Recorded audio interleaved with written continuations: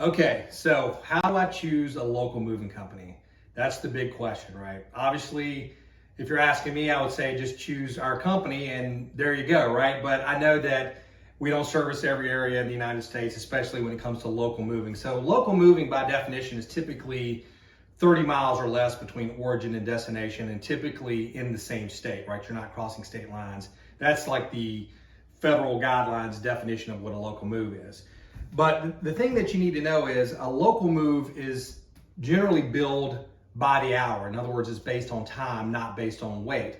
Interstate moves or long distance moves are typically billed by the pound or by the cubic foot, that kind of thing, right? So when it comes to choosing a company, what I would tell, if I had a friend or family member in another area asking me, I would have them look at companies, and you want to find the right size company. And what I mean by that is you have everything from a guy that has a couple friends and he goes and rents a rental truck and owns a moving company, all the way up to some gigantic, van lines type operations where, there are hundreds and hundreds of trucks and they have government contracts, those kind of things.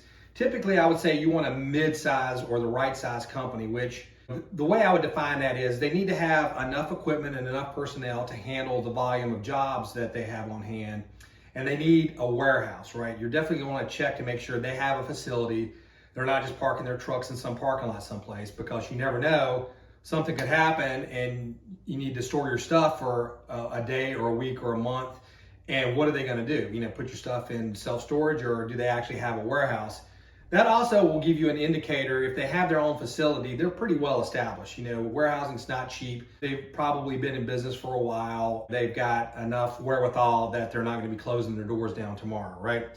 Typically, what you get with the smaller moving companies is they're just not as reliable. The guys aren't trained.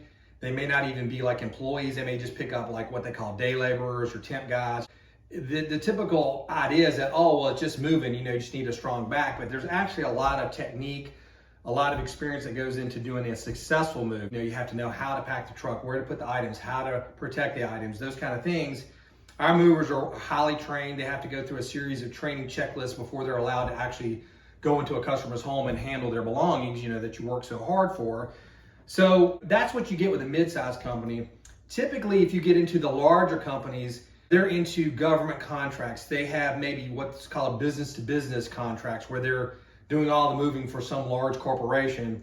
What we see with that is often what they call your average family moving across town or across the state. They call that COD. In other words, it's not contract work. It's a customer, we move you, you pay on delivery, right? Cash on delivery, COD.